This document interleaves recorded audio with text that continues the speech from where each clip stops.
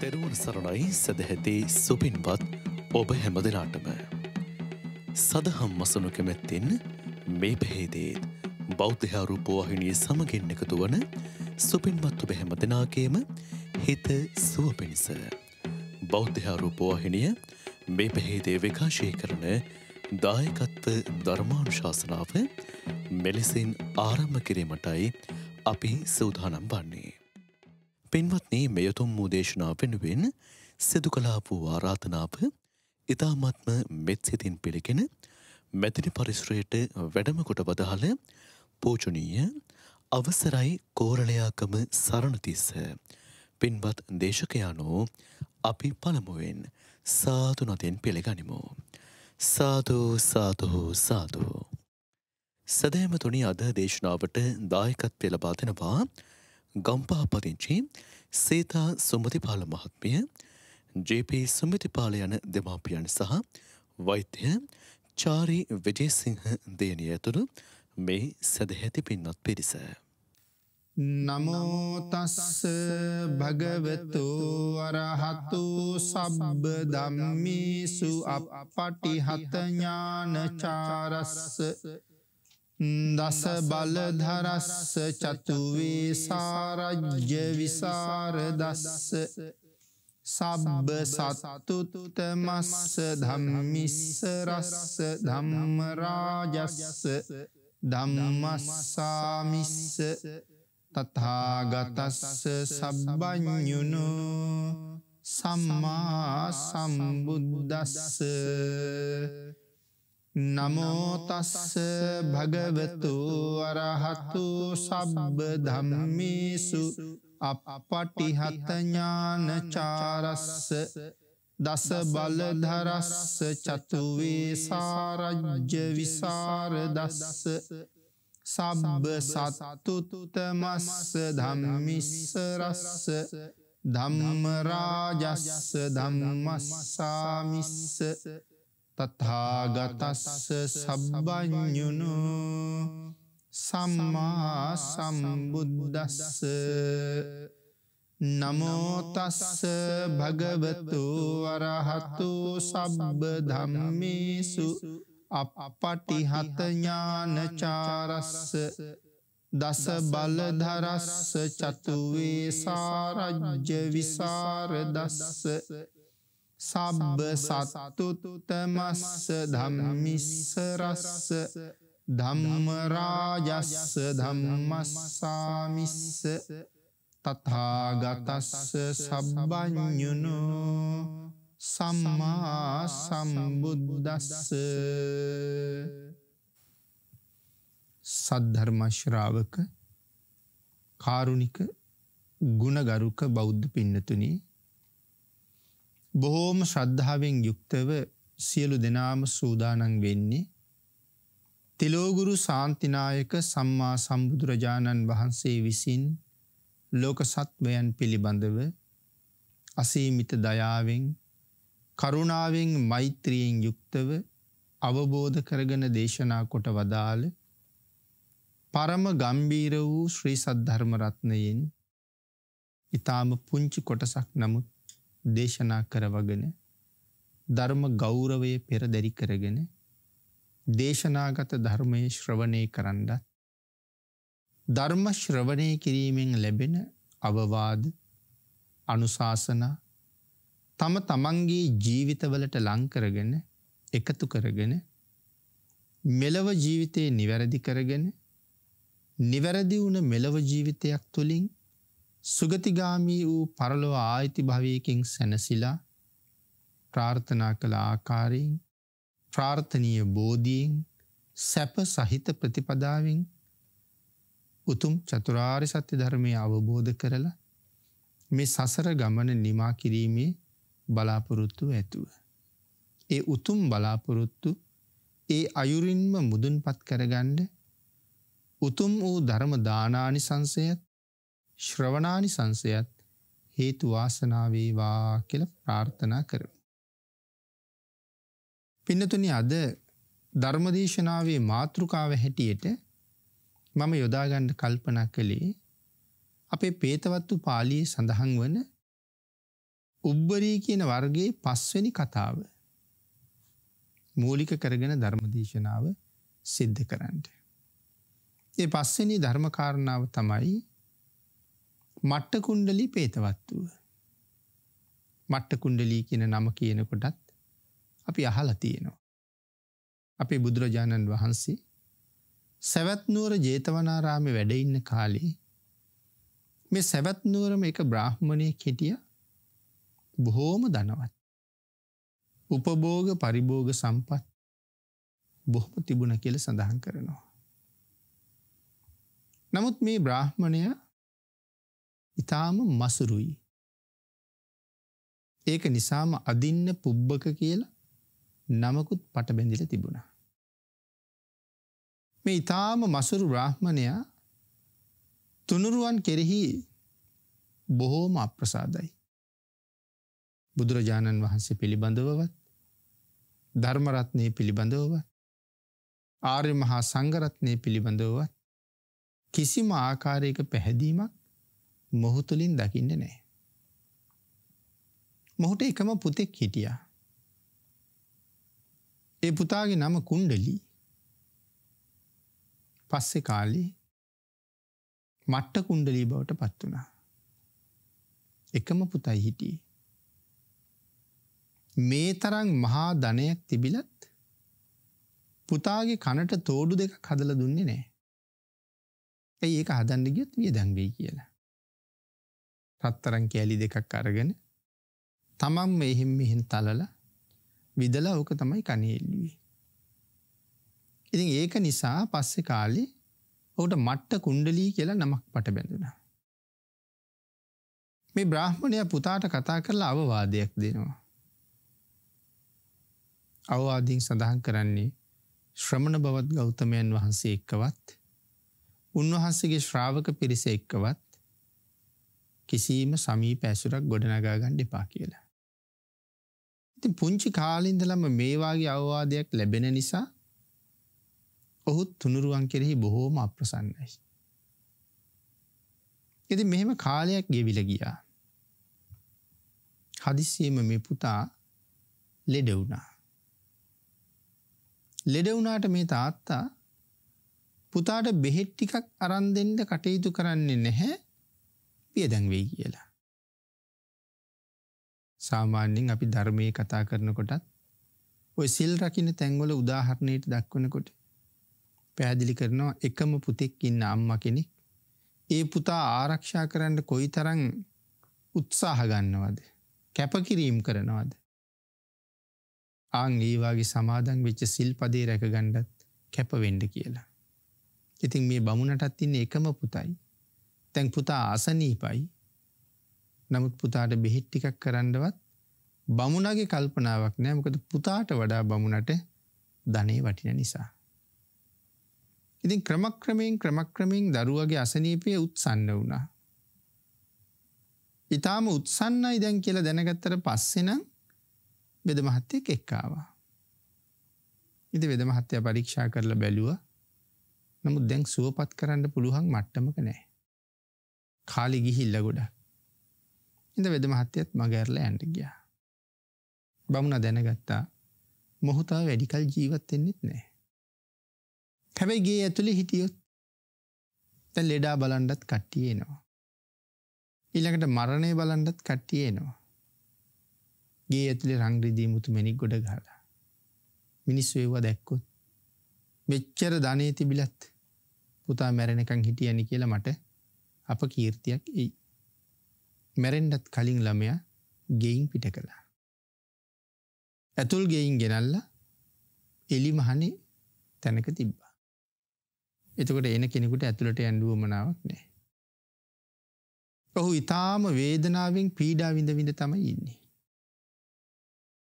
අපේ බුදුරජාණන් වහන්සේ මහා කරුණා සමාපත්තියට සමවැදිලා ලෝක ධාතුව බලා වදාළ උදෑසනක මේ මට්ට කුණ්ඩලීව දැක්කා.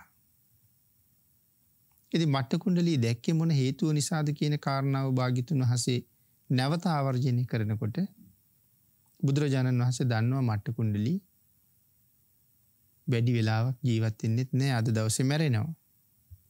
හැබැයි මැරුණ ගමන් උපදින්නේ නිරේ. එහින්දා ඔහුට පිහිටක් වෙන එක හොඳයි කියලා හිතුණා. එතකොට එහෙනම් දැන් භාග්‍යතුන් වහන්සේ සවැත් නුවර රජගහ නුවරේ මැරෙන ඔක්කොම දිහා බලලා එහෙනම් පිහිට වෙන්න එපෙයි.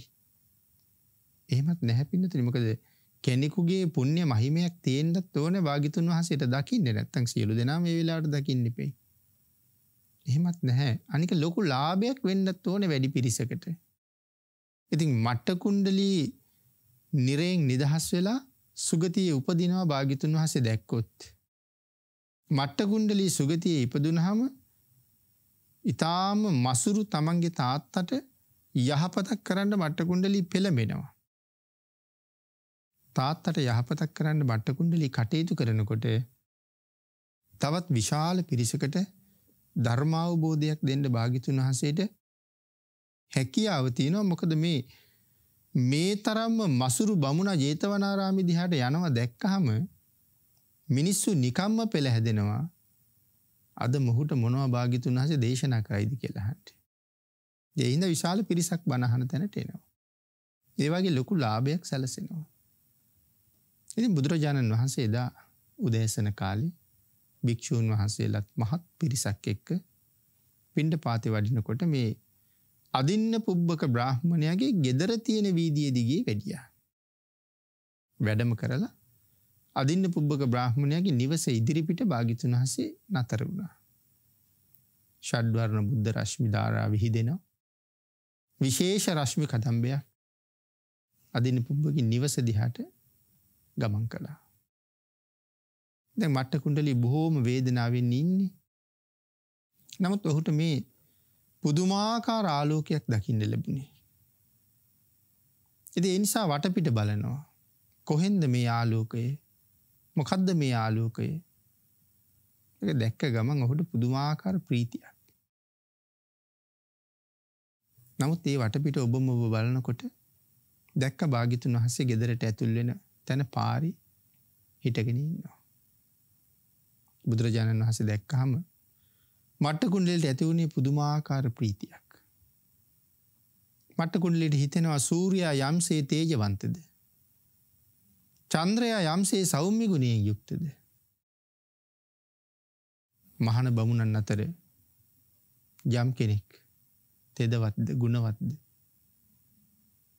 ඒ සියලු දෙනා අභිභවනය කළ, තේජසින් සූර්යයා අභිභවනය කළ, සෞම්‍ය ගුණයෙන් චන්ද්‍රයා පරාජය කළ, සීලාදී ගුණයන්ගෙන් සියලු මහාන බමුණන් ඉක්මවාලු, දෙතිස් මහා පුරුෂ ලක්ෂණයෙන් යුක්ත, 80ක් අනු ව්‍යංජන ලක්ෂණ, 216ක් මංගල ලක්ෂණයන්ගෙන් පොහොසත්, ෂඩ්වර්ණ බුද්ධ රශ්මි මාලාවන් විහිදවන, ස්වර්ණ වර්ණ වූ ශරීර ධාතුවකින් යුක්ත ලෞතුරා බුදුරජාණන් වහන්සේ යම් තැනකද, ඒ මහා පුරුෂෝත්තමයාණන් වහන්සේ නේද මේ නිවසට හැරෙන තැන මේ හිටගෙන ඉන්නේ කියන චිත්ත ප්‍රීතියෙන් හිත පිරුණා. එහෙම හිත පිරෙනකොටම මට්ට කුණ්ඩලීගේ දසැඟිලි එකට එකතු වුණා. බොහොම අමාරුයි අතපය නගා ගන්න බැරි වෙලාවක්. නමුත් ඔහු දෑත එකට එකතු කරගත්තා. බුදුරජාණන් වහන්සේ ඒ සිද්ධිය දැක්කා. දැක්කට පස්සේ භාග්‍යතුන් වහන්සේ කල්පනා කළා මොහුගේ සුගති ගමන සඳහා මේ ප්‍රමාණවත්. භාග්‍යතුන් වහන්සේ දැකලා දෑත එකතු කරගත්තා. ඒ ප්‍රමාණවත් සුගතියට යන්න. භාග්‍යතුන් වහන්සේ භික්ෂු සංඝයාත් එක්ක පිණ්ඩපාත චාරිකාවට වැඩියා.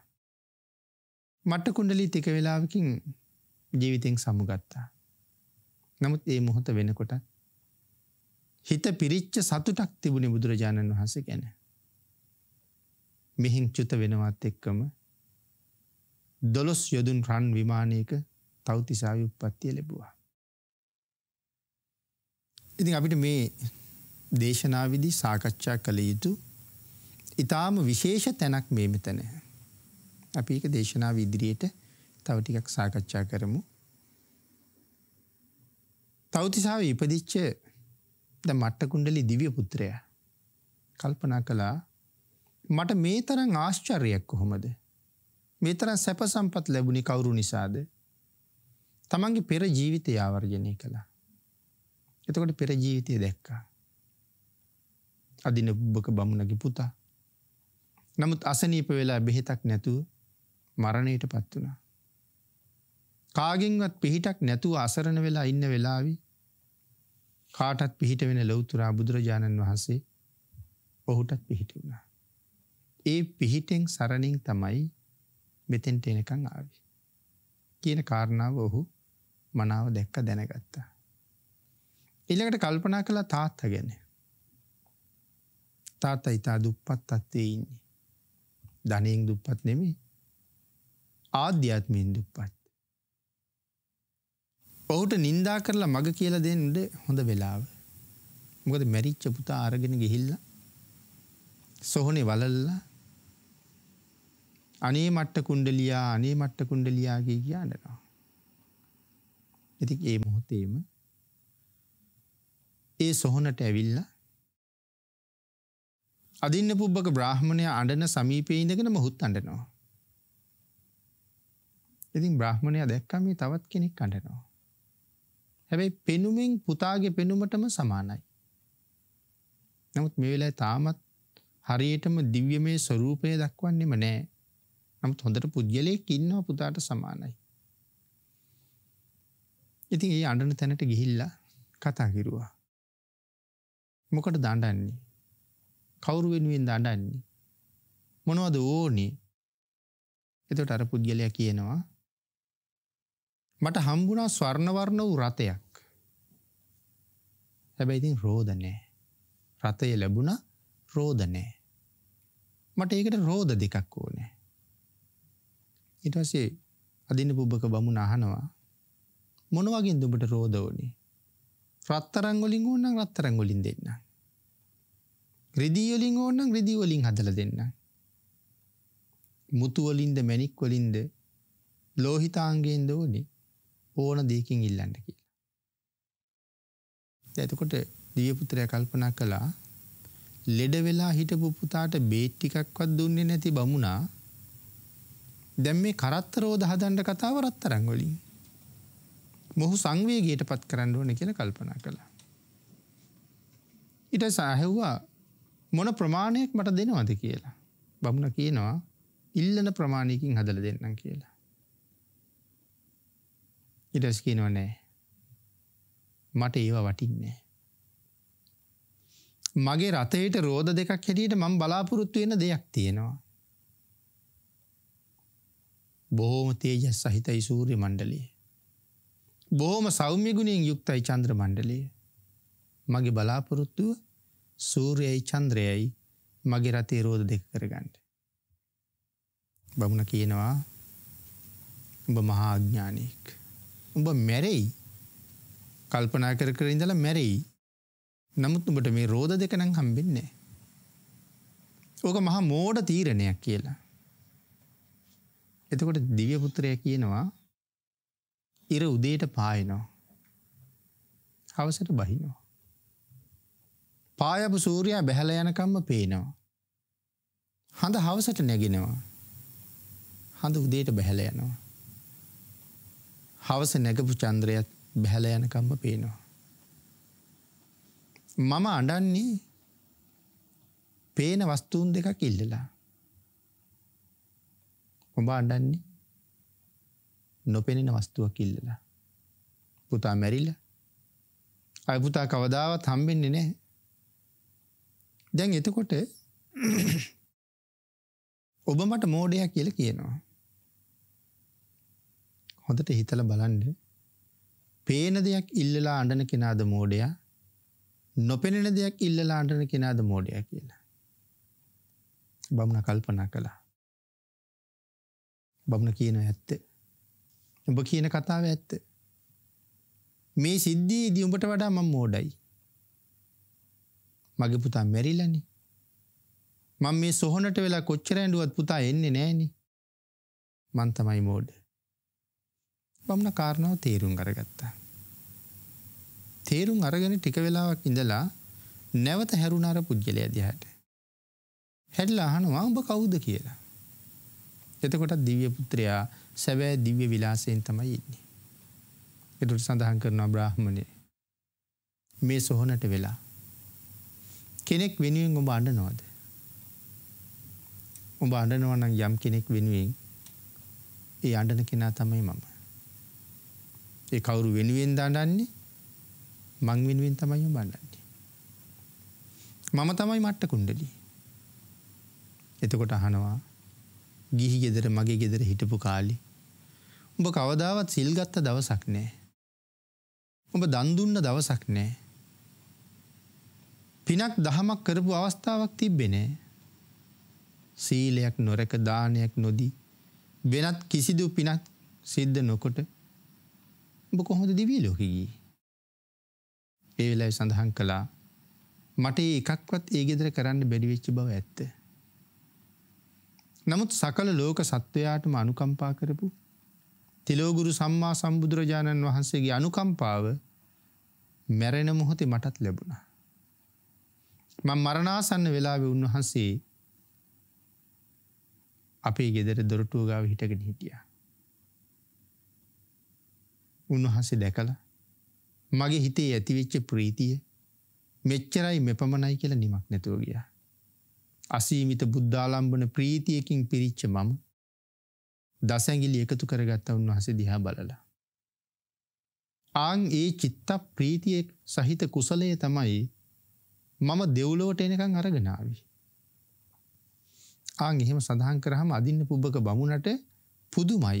බමුණ කියනවා අච්චරියං වත අබ්බූතං ආශ්චර්යයි නොවිය යුත්තක්.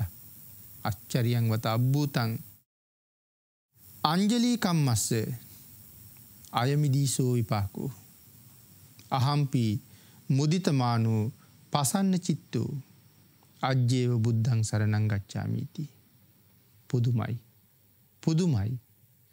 ඒ ශාස්ත්‍රූන් වහන්සේ දිහා බලලා ඇති කරගත්ත ප්‍රීති සංවේගයත් යමෙකුට සුගතියට යන්න හේතු වෙනවා නම් මමත් අදම දැම්මම මං ඒ භාග්‍යතුන් වහන්සේ සරණ යනවා කියලා සඳහන් කළා.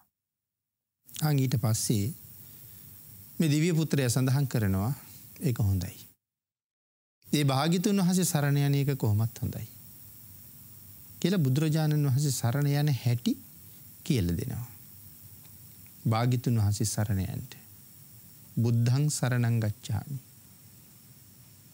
භාග්‍යතුන් වහන්සේ අවබෝධ කරගත්ත ඒ නිර්මල ධර්ම රත්නයත් සරණ යන්න ධම්මං සරණං ගච්ඡාමි. ඒ භාග්‍යතුන් වහන්සේ ඇති කළා නම් යම් සංඝ පිරිසක් ඒ ශ්‍රාවක පිරිස සම්මා සම්බුද්ධ ශාසනය ඉදිරියට පවත්වන පිරිසයි. මහා කල්ප අසංඛ්‍ය 4,00,000ක්. මේ සංසාරේ පාරමිතා පිරුවේ බුදු වෙන්න විතරක්ම නෙමෙයි. අවබෝධ කරගත්ත ධර්මයේ දේශනා කරන්නත් ඕනේ. මහා කල්ප අසංඛ්‍ය ගණනක් පාරමිතා පුරලා අවබෝධ කරගත්ත මේ ධර්මයේ පිහිටවන මේ ශාසනය අවුරුදු 45කින් නිමා කරන්න නෙමෙයි. තව දීර්ඝ කාලයක් මේ ශාසනය පැවතුනොත් වැඩි පිරිසකට තව යහපතක් වෙනවා. ඒ ශාසනය ඉදිරියට පවත්වන්න නම් සංඝ පිරිසක් ඉන්න ඕනේ. ආන්ගේ සංඝ පිරිස භාග්‍යතුන් වහන්සේගේ ශ්‍රාවක පිරිසයි. ඒ සංඝ පිරිස නිසා ලෝකයට මහත් යහපතක් සැලසෙනවා. ඒක නිසා තමයි ආනන්තරීය කර්මය විස්තර කරන තැන සංඝ ભેදේ එකට එන්නේ. සමහර කෙනෙක් හිතනවනේ භාග්‍යතුන් වහන්සේගේ ශරීර ධාතුවේ ලේසෙලවීම එක කියලා. ධර්මයේ සඳහන් කරන්නේ සංඝ ભેදේ තමයි එක. මොකද භාග්‍යතුන් වහන්සේ සංඝ ශාසනය ඇති කරන්නේ ශාසනයාගේ අභිවෘද්ධිය උදෙසා. ඉදිරි පැවැත්ම උදෙසා. යම් කෙනෙක් ඒ ශාසනය ભેද බින්න කරනවා නම් ඒ සංඝයා ભેද බින්න කරනවා නම් සඳහන් කරනවා ඒ භාග්‍යතුන් වහන්සේට මෙල්ල කරන දරුණු ප්‍රහාරයක් කියලා. මොකද භාග්‍යතුන් වහන්සේගේ බලාපොරොත්තුව විනාශ කිරීමයි සංඝයා ભેද කරනවා කියලා කියන්නේ. ඒකයි සංඝ ભેදයකට එන්නේ. ඉතින් ඒතකොට බ්‍රාහ්මණයා බුදුන් දහම් සංඝුන් සරණ යනවා කියලා පොරොන්දු වෙනවා. සරණ යන තත්ත්වයටපත් කරනවා. ඒ විතරක් නෙමෙයි මට කුණ්ඩලී කියනවා ප්‍රාණඝාතීනුත් වලකින්න ඕනේ. අදත්තාදානීනුත් වලකින්න ඕනේ. කාමමිත්‍යාචාරයෙන් මුසාවාදයෙන් සුරාවෙන් වලකින්න ඕනේ. අදින පුබ්බක බ්‍රාහ්මණය තිසරණ සහිත පන්සිල් ගත පුද්ගලයෙක් බවට පත් කරනවා. පොරොන්දුවක් දෙනවා. මම මේ තුනුරුවන්ම සරණ යනවා. මම මේ සිල් ආරක්ෂා කරනවා. ඊළඟට බ්‍රාහ්මණය හැරිලා කෙලින්ම යන්න උත්සාහ කරන්නේ බුදුරජාණන් වහන්සේ ගාවට. දැන් බ්‍රාහ්මණය ජේතවනාරාමයට යනවා. මිනිස්සු දකිනවා අදින්න පුබ්බක බමුණ ජේතවනාරාමේ පැත්තට යනවා. කවදාවත් මේ බමුණ එහි යනවා දැකලා නැහැ. පුතා මැරුණට පස්සේ බමුණ එහි යනවා. මිනිස්සුත් වැල නොකැඩි බමුණගේ පස්සෙන් වැටුණා. අති විශාල පිරිසක් ජේතවනාරාමයට එකතු වුණා. බ්‍රාහ්මණයා බුදුරජාණන් වහන්සේ ළඟට ගියා. තමන් බුදුන් සරණ යන බව සඳහන් කළා. සඳහන් කරලා අහනවා ස්වාමීනි ඔබ වහන්සේ ළඟ කිසිම සීලයක් සමාදන් නොවිච්ච ඔබ වහන්සේ දේශනා කරපු කිසිම කාරණාවක් ජීවිතේ සම්පූර්ණ කරපු නැති කිසියම් පුද්ගලයෙක් ඔබ වහන්සේට හිත පහදවාගෙන වන්දනා කළොත් කියන්නේ සිල් රැකලත් නැහැ දන් දීලත් නැහැ මුකුත් නැහැ සිත පහදවාගෙන වන්දනා කළොත් එවන් පුද්ගලයෙකුට දෙව්ලොව යන්න පුළුවන්ද කියලා ඇහුවා. බුදුරජාණන් වහන්සේ අහනවා බ්‍රාහ්මණේ මට්ට කුණ්ඩලී දිව්‍ය පුත්‍රයා හම්බ වෙලා මට්ට කුණ්ඩලී කියපු කතාව අහගෙන නේද ඔය ආවේ. ඉතින් ආයේ මගෙන් අහන්න දෙයක් තියෙනවද කියලා ඇහුවා. ඒ වෙනකොටත් මට්ට කුණ්ඩලී තමන්ගේ විමානෙන් මෙවිලා දිව්‍ය විමානයෙන් නතර කරලා දිව්‍ය විමානයෙන් බැහැලා බුදුරජාණන් වහන්සේ ළඟට ඇවිල්ලා පසඟ පිහිටවල වැඳලා වාඩි එකත් පැත්තක හිටියා. එතකොට දැන් රැස් වෙච්ච පිරිසටත් බ්‍රාහ්මණයටත් මනාව පේනවා කිසිම කුසලයක් සිද්ධ නොකර. ඒ කියන්නේ සීලාදී ගුණ ආරක්ෂා කිරීමක් දාන ආදී දන් දීමක් නැතුව නමුත් හිතේ චිත්ත ප්‍රීතියෙන් බුදුරජාණන් වහන්සේ වැඳගත්ත යම් කෙනෙක් ඉන්නවාද ඔහු සුගතියෙම උපදිනවා කියන කාරණාවට දැන් නිදර්ශනීය ඉස්සරහ පිටම සියලු දෙනාටම පේන්න තියෙනවා. දෙවොත් පසෙක හිටගෙන ඉන්නවා.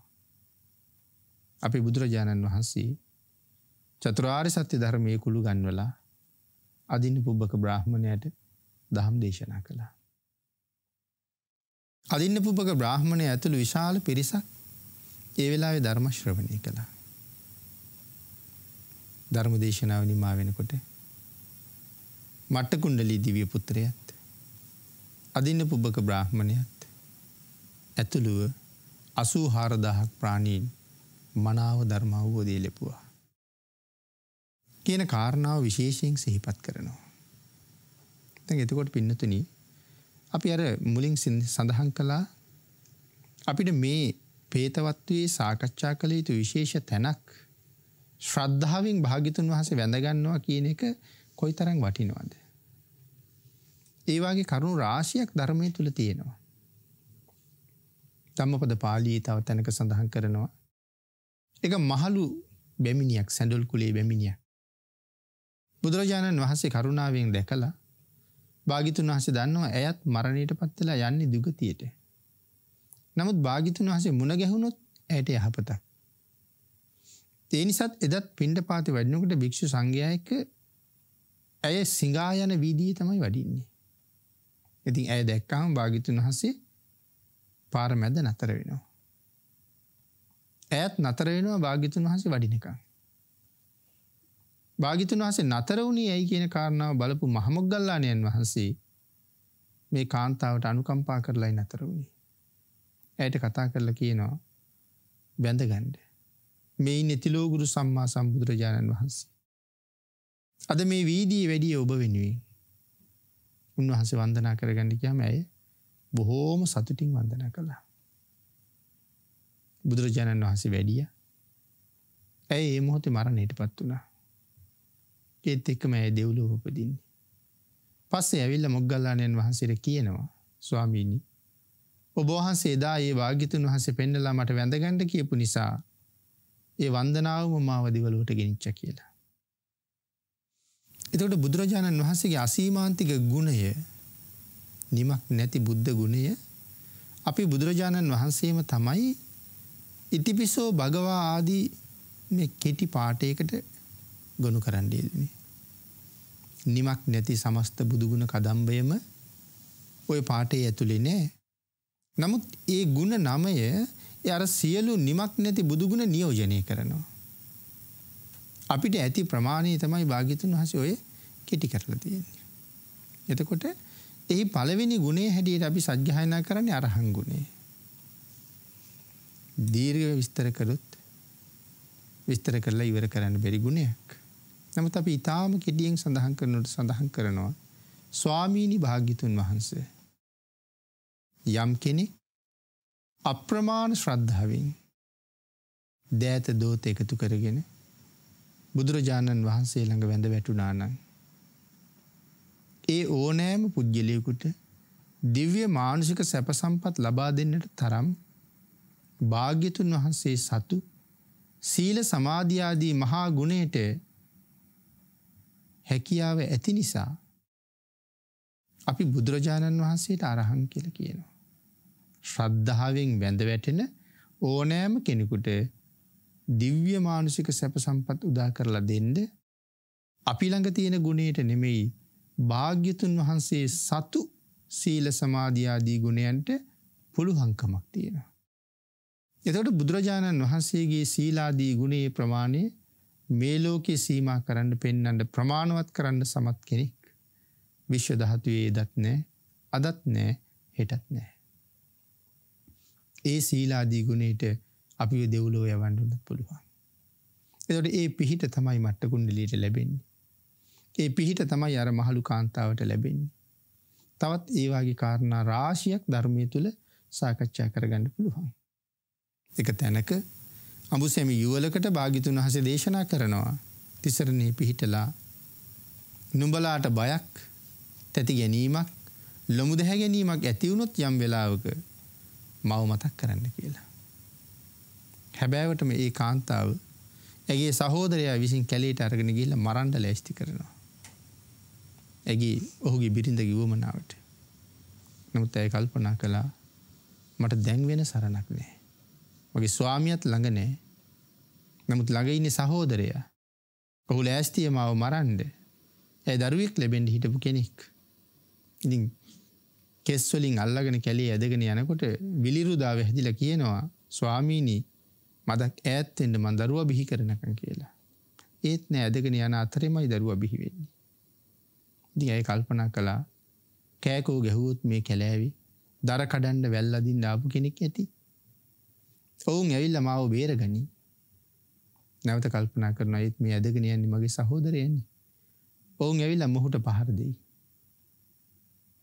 කල්පනා කළා සහෝදරයාට කවුරුවත් පහර දෙන එක මට ඉවසන්න බෑ.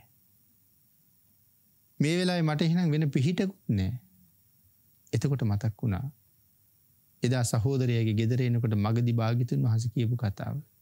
බයක්, ලොමු දැහැ ගැනීමක්, තැති ගැනීමක් ඇති වුණොත් මාව මතක් කරන්න කියලා. ඒ මතක් කළා මට භාග්‍යතුන් වහන්සේගේ සරණ හැර තව කොහෙන්ද සරණක් අද කියලා. දැන් ඔහු ඇය ඇදගෙන යන්නේ කැලෑවේ තියෙන නුග ගහක් යට මරලා දාන්න. හැබැයි මේ නුග ගහේ ඉන්න රුක්ෂ දේවතාවෙක්. මේ රුක්ෂ දේවතාව දැන් මේ සිද්ධිය දකිනවා. දැන් ඇය ගාව පුදුම මෛත්‍රී ගුණයක් තියෙනවා. තමන් මරන්න අරගෙන යන සහෝදරයටවත් වෙන කෙනෙක් ඇවිල්ලා පහර දෙනවට කැමති නෑ. එනික ඇය බුදුන් සරණ ගියපු කෙනෙක්. එවන් කෙනෙක් මගේ විමානේ ළඟ මරලා දැම්මොත් බලවත් දෙවියන්ගෙන් මට විසුමක් වෙන්නේ නෑ. ඇය රැක්කේ නෑ කියලා. ඔහු ඒ වෙලාවෙම ඇගේ ස්වාමියාගේ වෙස්සේ අරගෙන එතෙන්ට ඇවිල්ලා අර සහෝදරයා බය කරලා පන්නලා ඇයත් දරුවත් රතේ නංවගෙන සවැත් නුවරට එනකම් අරගෙන එනවා. සවැත් නුවරට ගෙනල්ලා සුව පහසු අම්බලමක දරුවා යොහුවි නතර කරනවා. නතර කරලා අතුරුදහන් වෙනවා. පහුවදා ස්වාමියා සවැත් නුවරට ඇවිල්ලා වෙනත් කටයුත්තක් සඳහා යනකොට හදිසියෙම බිරිඳ එතන ඉන්නවා දකින්නවා. ගිහිල්ලා බලහම දරුවත් ඉන්නවා. ඒ දැන් දරුවා බිහි කරලා. කවුද මෙතෙන්ට එක්කාවේ කොහොමද ආවේ? ඇය සඳහන් කරනවා. ඇයි ස්වාමීනි ඊයේ රෑ ඔබනේ මම මෙතෙන්ට එක්කන් ආවේ.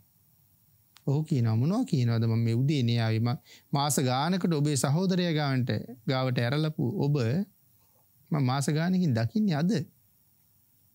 ඉතින් දෙන්න අතර බහින් බස්වීමක් ඇති වෙනවා. ඇය කියනවා ඔබයි මම ගෙනාවේ කියලා. ඔහු කියනවා නෑ මම ආවේ නෑ කියලා. අන්තිමට ඇය සියලු කාරණා ඔහුට කියනවා. කියලා කියනවා භාග්‍යතුන් වහන්සේ සිහිපත් කළා. භාග්‍යතුන් වහන්සේගේ සරණ විතරයි තියෙන්නේ කියලා මම මතක් කළා. එහෙමනම් කිසියම් කෙනෙක් ඔබේ වේශයෙන් මාව මෙතෙන්ට එක්කෙන්නේ නැති. ඔවුන් පස්සේ බුදුරජාණන් වහන්සේ ළඟට ගිහිල්ලා සියලු කාරණා මතක් කළා. මේ කාරණා තුලින් මේ කෙටියෙන් නමුත් අපි සිහිපත් කළේ අපිට ශ්‍රේෂ්ඨ මනුස්ස ජීවිතයක් ලැබිලා තියෙනවා. ඒ මනුස්ස ජීවිතයේ තියෙන ශ්‍රේෂ්ඨත්වය දෙගුණ තෙගුණ කරලා නෙමෙයි 100,000 ගුණයෙන් ඔප්නං වලා තියෙනවා සම්මා දිට්ඨික බෞද්ධ ජීවිතයක් ලැබිච්ච එක. සංසාරයේ ඔබ මම කරගත්ත අසීමාන්තික කුසල් සමුදායක් අපි මේ මනුස්ස ජීවිතේ ලබා ගැනීම සඳහා වියදම් කරලා තියෙනවා. ඒ වෙනත් මනුස්ස ජීවිතයක් සඳහා වියදම් කළ මුදලට වඩා සම්මාදිට්ඨික මනුස්ස ජීවිතයක් වෙනුවෙන් අපි වියදම් කරලා තියෙනවා. ඒකට වටිනා ජීවිතයක් අපි අරගෙන තියෙනවා. නමුත් ඒ වටිනා ජීවිතය තව උපනං වගන්න පුළුවන් වෙන්නේ ඒ සම්මා දිට්ඨික බව තුළ මනාව පිහිටීමෙන්. ශ්‍රද්ධාව අපි තුළ ඇති කර ගැනීම තුළින්. එහෙනම් බුදුරජාණන් වහන්සේ පිළිබඳව අසීමාන්තික ශ්‍රද්ධාවක් හිතේ ඇති කරගෙන නිවැරදිව තුනුරුවන් සරණ ගිහිල්ලා පින්නතුනි දවසකට වතාවක්වත් ජීවමාන සම්මා සම්බුද්ධ සංඥාව ඉස්මතු කරගෙන බුදුරජාණන් වහන්සේට වැඳ ගන්න පුළුවන් නම් අදත් මේ ජීවිතේ අපි කවුරුවත් අසරණ නැහෙනි. හැබැයි ජීවමාන ස්වභාවය අපි ආරෝපණය කර ගන්න ඕනේ. ඒ කොහොමද අපි ඒ කාර්ය කරන්නේ? අපිට යන්න ලැබුණොත් සෑමලුවකට, අපිට යන්න ලැබුණොත් බෝමලුවකට, අපිට යන්න ලැබුණොත් විහාර මන්දිරයකට අපි හැම වෙලාවෙම හිතන්න ඕනේ සවැත් නුවර ජේතවනාරාමයට ගිහිල්ලා ඒ සුගන්ධ කුටිය ඇතුළේදී මට භාග්‍යතුන් වහන්සේට වන්දනා කරගන්න ලැබුණොත් ඇත්තටම මං මේ සුගන්ධ කුටියට යන්නේ කොහොමද? භාග්‍යතුන් වහන්සේ වැඩ ඉන්න කාලේ ඒ අවස්ථාව ලැබුණා නම් මං යන්නේ කොහොමද? ආන් ඒ චේතනාවෙන් ඒ යන විදිහට අද මේ සෑමලුවට ගොඩ වෙලා වන්දනාමාන කළා නම් ජීවමාන සංඥාව ඇතුව ඒ කුසලය එදා මට්ට කුණ්ඩලී වන්දනාව වගේම බලවත්. ආන් ඒකටයි කියන්නේ ජීවමාන සංඥාවෙන්ම වන්දනාව කරන්න ඕනේ කියලා. එතකොට ඒ වන්දනාව ඒ තරම්ම මහත්ඵලයි නම් භාග්‍යතුන් වහන්සේගේ වචනයට ගරු කරන්න ලැබුණොත් භාග්‍යතුන් වහන්සේ දේශනා කළා පංච දුෂ්චරිතයෙන් වළකින්න. දස අකුසලයෙන් වළකින්න. මේ වචන ටිකට ගරු කරන්න ලැබුණොත් කුසලයේ කොහොම වෙයිද? ශ්‍රද්ධාවෙන් භාග්‍යතුන් වහන්සේගේ දේශනාව ජීවිතයට සම්බන්ධ කරගත්ත පුද්ගලයා මේ ලෝක කොයිතරම් උසස් කෙනෙක් බවට පත් වෙනවද? ආන් ඒ කාරණාව තුල පිහිටලා අපි මේ දැනුත් ඒ දේ කරගන්න පුළුවන් වාග්ය වාසනාව අත දරාගෙන ඉන්න අය. ඉතින් තවත් එයින් ප්‍රයෝජන නොගන්නවද කියන කාරණාව තමයි හැම වෙලාවෙම හිතන්න ඕනේ. එහෙම කල්පනා කරලා යමෙක් උතුම් භාග්‍යතුන් වහන්සේගේ වචනයට අනුව ජීවිතය ගොඩනගනවා නම් ඔවුන් මේ ලෝකේ ලොකු රැකවරණයක් සරණක් තියන අය. අසරණ නෑ කවදාවත්. මේ ලෝකේ අසරණයි කියලා කියන්නේ මේ කණ්ඩ බොණ්ඩ අඳින්න පළඳින්න ඉන්න හිටින්න තැන් නැති එක නෙමෙයි අසරණයි කියලා කියන්නේ. යම් තැනක බුදුරජාණන් වහන්සේගේ සරණ නැති වුණා නම් ඒකයි අසරණකම. නමුත් අසරණ නොවෙන්න මග අපට හොඳට එලිපෙහෙලි වෙලා තියෙන වෙලාවේ අසරණ නැති කෙනෙක් හැටියට මනා සරණක් අපිට එක සරණක් නෙමෙයි පින්නතුනි අපිට තුන් සරණක්ම තියෙනවා. එක සරණක්වත් නැතුව මේ සංසාරේ අපි හිටියේ. නමුත් අපිට තුන් සරණක්ම තියෙනවා. එහෙම තියෙනකොටත් නිරේට යනවා නම් අපි තරම් අවාසනාවන්තයෝ තව කොහෙද? ආන් ඒක හිතලා වහවහ තුනුරුවන්ට කීකරු වෙලා භාග්‍යතුන් වහන්සේගේ ආශිර්වාදයෙන් සරණින් සුගතියෙන් සුගතියට ගමන් කරලා නිවනින් සැනසෙන්න අපි සියලු දෙනාටම රත්නත්‍රි ආශිර්වාදයෙන්ම භාග්‍ය වාසනාව උදා වේවා කියලා ප්‍රාර්ථනා කරමු. පින්නතුනි, අද මේ උතුම් ධර්ම දේශනාවේ දායකත්වයේ දරනු ලබනවා ගම්පහ පදිංචි සීතා සුමතිපාල මහත්මිය හා ජී.පී. සුමතිපාල මහත්මයා. ඒ දෙමව්පියන් සහ වෛද්‍යාචාර්ය විජේසිංහ දියණිය විසින් සුමතිපාල පවුලේ මෑණියන් පියාණන් සහ වෛද්‍යාචාර්ය විජේසිංහ දියණිය විසින් දේශනාවේ දායකත්වයේ දරනු ලබනවා. උතුම් අරමුණ හැටියට සිහිපත් කරනවා අප සියලු දෙනාටම හැකි ඉක්මනින්ම නිර්වාණ අවබෝධය ලබා ගැනීම උදෙසා මේ කුසල කර්මයේ හේතු වේවා. අප සියලු දෙනාගේම නමින් මියගිය සියලුම ඥාති මිත්‍රාදීන්ට මේ උතුම් සද්ධර්ම දානානිසංසය අනුමෝදන් වේවා. දේශකයන්න් වහන්සේට රත්නත්‍රේ ආශිර්වාදය ලැබේවා. අපවත් වී වදාළ බෞද්ධ මාධ්‍ය ජාලයේ නිර්මාතෘ දරණාගම කුසල ධම්ම නායක මාහිමිපාණන් වහන්සේටත් මේ පින් අනුමෝදන් වේවා. පැමිණ සිටින සියලු දෙනාටම රත්නත්‍රේ ආශිර්වාදය ලැබේවා. නිදුක් නිරෝගී භාවයේ චිරජීවනය උදා වේවා. සුමතිපාල පවුලේ මව්පියන් සහ දියණිය විසින් පින් අනුමෝදන් කළ සියලු දෙනාටම පින් අනුමෝදන් වේවා. ආශිර්වාද කළ සියලු දෙනාටම රත්නත්‍රේ ආශිර්වාදයෙන් නිදුක් නිරෝගී භාවයේ චිරජීවනය උදා වේවා. ඊ타ම ඉක්මන් භවයක ඊ타මත්ම කෙටි කාලයකින් සැප සහිත ප්‍රතිපදාවකින් උතුම් අමා මහ නිවනින් සැනසෙන්න මේ පුණ්‍ය ධර්මයන් සියලු දෙනාටම හේතු වාසනා වේවා කියලා ප්‍රාර්ථනා කරමු. ආකාසට්ඨා ච බුම්මට්ඨා දේවා නාග මහිද්దికා පුඤ්ඤන්තං අනුමෝදිත්වා චිරං රක්ඛන්තු ලෝක සාසනං දේවෝ වස්සතු කාලේන සස්ය සම්පatti හේතුච පීතෝ භවතු ලෝකෝ ච රාජා භවතු ධම්මිකෝ.